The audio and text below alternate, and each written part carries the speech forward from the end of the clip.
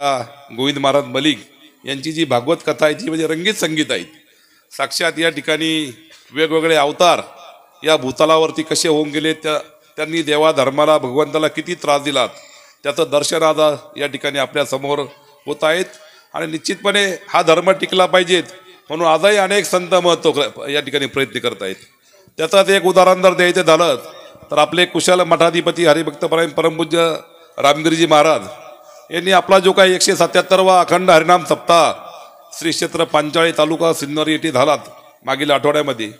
आणि एक वाक्य त्यांनी फक्त या म्हणजे इसवी सन 1400 पूर्वी जी काही घटना घडून गेली त्याच्याबद्दल परमपूज्य महाराज बोललेत। कोणत्याही धर्माचं किंवा कोणत्याही जातीचा अनादर करण्याचा प्रयत्न खपके पाटील महाराजांचा नव्हता। फक्त जी घटना या ठिकाणी घडून गेली की एका महंताचं 53 वर्ष वय होतं आणि त्यांनी 6 वर्षाच्या मुलीशी विवाह केलात। याला आजही तुम्ही यूट्यूबला जर गेले सर्च जर केलं तर तुम्हाला ते त्या ठिकाणी बघता येईल।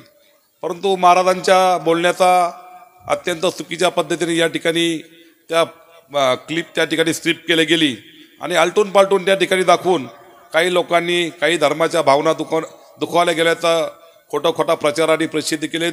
खरं म्हणजे परमपूज्य रामगिरीजी महाराज हे उच्च शिक्षित मठाधिपती आहेत आणि कोणत्याही धर्माचं किंवा कोणत्याही जातीचा त्या ठिकाणी अपमान होईल असं वर्तन परमपूज्य महाराज या ठिकाणी कधी केलं नाहीत आणि मला वाटतं भविष्यात देखील करणार नाहीत, हे मी या ठिकाणी आवर्जून आपल्या समोर या ठिकाणी सांगतोय। परंतु घटना घडून गेलीत, महाराज बोलून गेलीत, कुठंतरी ती गोष्ट थांबायला पाहिजे, परंतु महाराज थांबायला तयार नाही।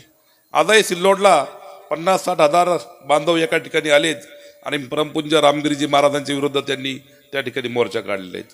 आणि म्हणून कुठंतरी धर्मामध्ये जातीमध्ये स्वैराचार होऊ नयेत म्हणूनच असल्या प्रकारच्या कथेचं आयोजन नियोजन आपण गावगावी या ठिकाणी करत असतो। आणि म्हणून आत्ताच महाराजांनी सूचना केली की सकल हिंदू समाज बांधवांच्या वतीनं गुरुवार दिनांक 29 या रोजी एक मोठा भव्य दिव्य मोर्चाचं आयोजन, आक्रोश नाव आहे त्याचं, आक्रोश मोर्चा आहेत आणि त्याचं आयोजन नियोजन या ठिकाणी गुरुवारी वैजापूरला करण्यात आले आहेत। मी एकच कळकळीची विनंती या भागाचा लोकप्रतिनिधी या नात्यानं करेल का आपण आपापले जात धर्म पंथ पक्ष संघटना या सगळ्या बाजूला ठेवून आपण सगळ्यांनी एक दिलानं एक जीवानं त्या मोर्चामध्ये सहभागी व्हावं एवढीच विनंती या निमित्ताने करतो। आणि ज्या बांगलादेशामध्ये नरसंहार या ठिकाणी माजला होता, तुम्हाला सांगायला एकच मिनिट मी तुमचा घेतो की त्या बांगलादेशच्या पंतप्रधान शेख हसीना या स्वतःचा जीव वाचवण्यासाठी आपल्या भारतात आल्यात। म्हणजे बांगलादेशमध्ये आपल्या हिंदूवर या ठिकाणी मोठ्या प्रमाणामध्ये अन्याय अत्याचार होत आहेत आणि ती भूमिका घेऊन परमपूज्य रामगिरी महाराजांना उदाहरण या ठिकाणी दिलं आणि त्या देशाच्या पंतप्रधान शेख हसीना स्वतःचा जीव वाचवण्यासाठी आपल्या भारतात आल्यात। का भारतात आल्या? त्या पाकिस्तानमध्ये का गेल्या नाहीत, त्या अफगाणिस्तानमध्ये का गेल्या नाहीत? त्यांना माहिती आहे तिकडचे विचार हे क्रूर आहेत, कधी त्या ठिकाणी त्यांची हत्या होऊ शकते।